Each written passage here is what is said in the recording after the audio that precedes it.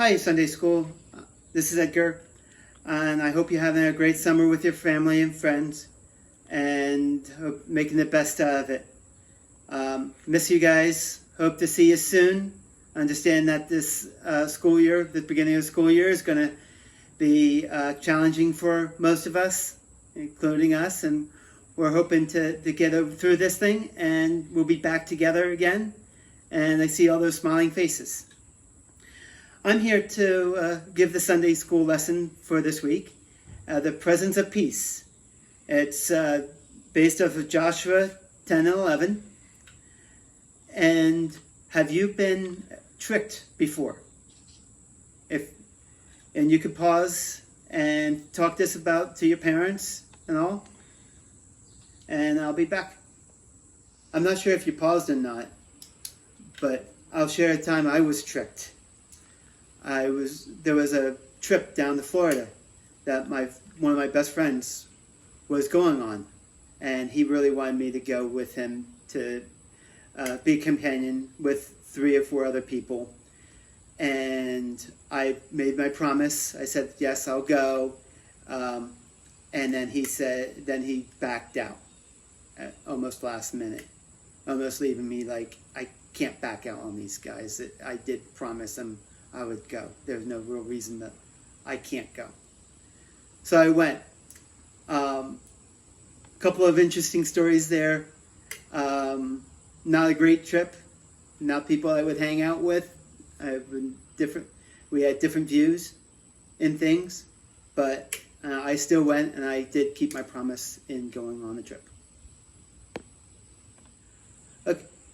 Going with the scriptures. Joshua was tricked into a treaty with the Gibeonites.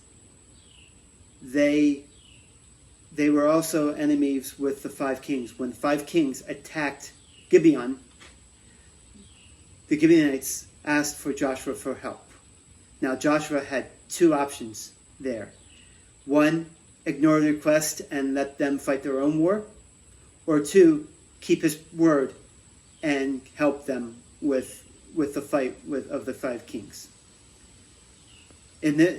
What would you do if you were Joshua? I don't know if you paused or not, but I would keep my promise.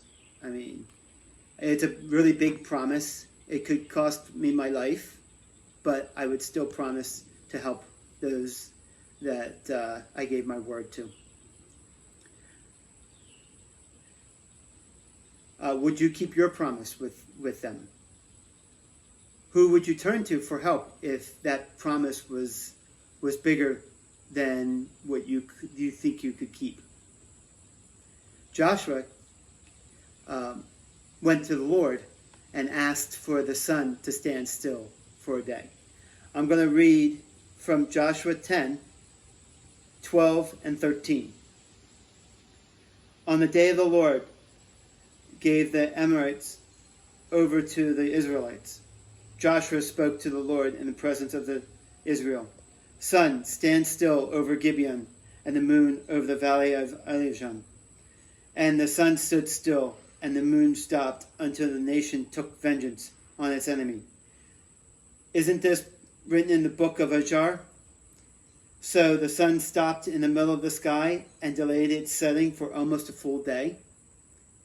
Just think, the Lord had stopped the sun for Joshua, just so that his people can take vengeance over his enemies and take over Israel.